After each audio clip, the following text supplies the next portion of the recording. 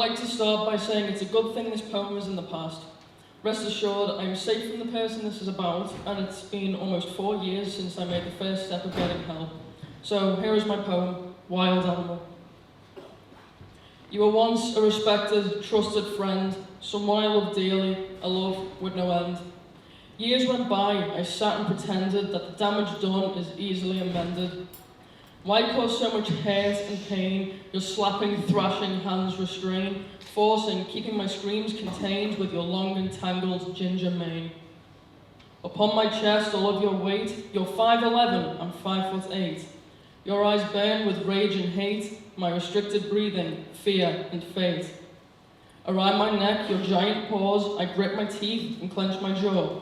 You show no mercy, push on for more, into my neck, your dirty claws. I try to scramble, get off of the bed. As if it were instinct, you trap my head. My thoughts and feelings cannot be said, as one wrong move, I might be dead. You finally give in, get up, go home, while I sit upstairs in my room alone. Ashamed and powerless, isolated and scared. If you were my best friend, why didn't you care? I gave you nothing but love and compassion. Relationship burnt, now black and ashen. Now, if it weren't for me getting the help I so desperately needed, to put it lightly, I wouldn't be here to tell you this poem. So I'd like everyone to thank RASA, the Rape and Sexual Abuse Centre, for helping me greatly, and thank you for listening.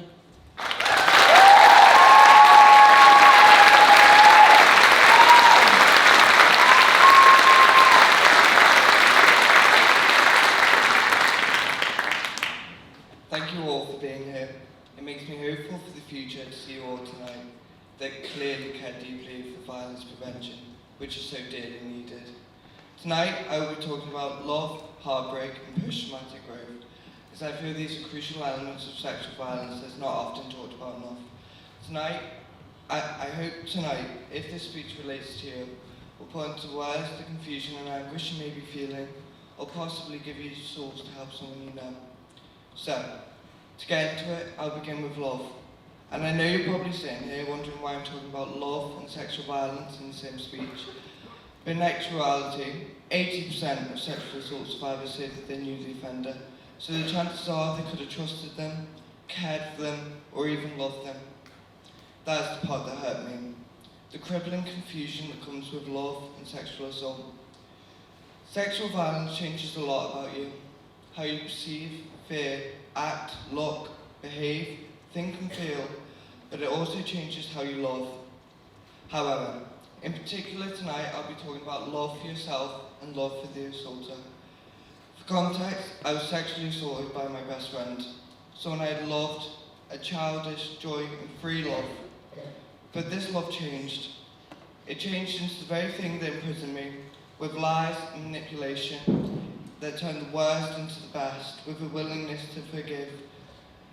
That kept me in the past, with no hope to grow. So many of us fall into this trap of love, a love that not one of us deserves. This act of giving love to someone who doesn't deserve it is an intrinsic act of self-sabotage. If you love yourself in every capacity, when you're angry, jealous or spiteful, you'll not only recover, but you will soar and rebuild love for yourself. And I know it may seem alien or even impossible, but one simple act of compassion towards yourself, be it a cup of tea, a favourite song, or allowing yourself to be lazy, these acts can flourish into love and light for yourself.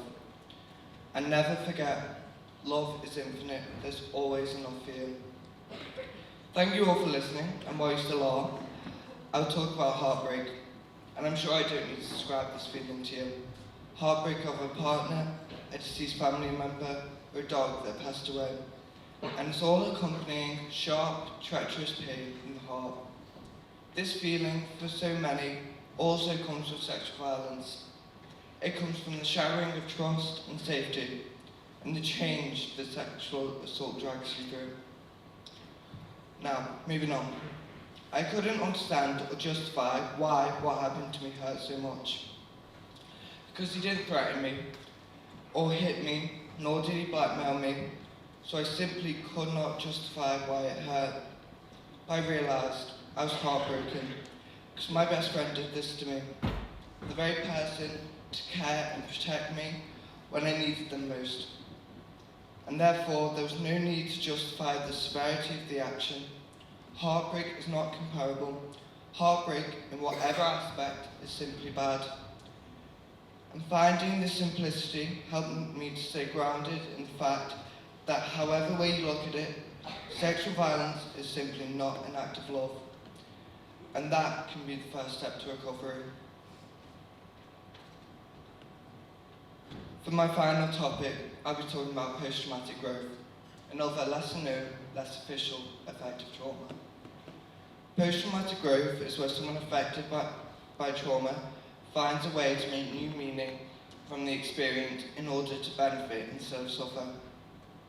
This may sound outlandish or unreasonable for some, but growth is universal. It's one of the many ways we are timelessly bound to nature.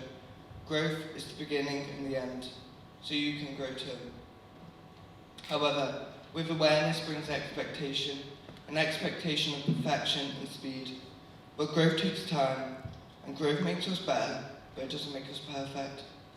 We can also expect to be on the same stage as growth as someone else, and we can judge and discourage ourselves because we are not there yet. But comparison kills authenticity, and that is not how we grow. There's not one way to grow, so don't think there's a right way either. Find your own way to grow.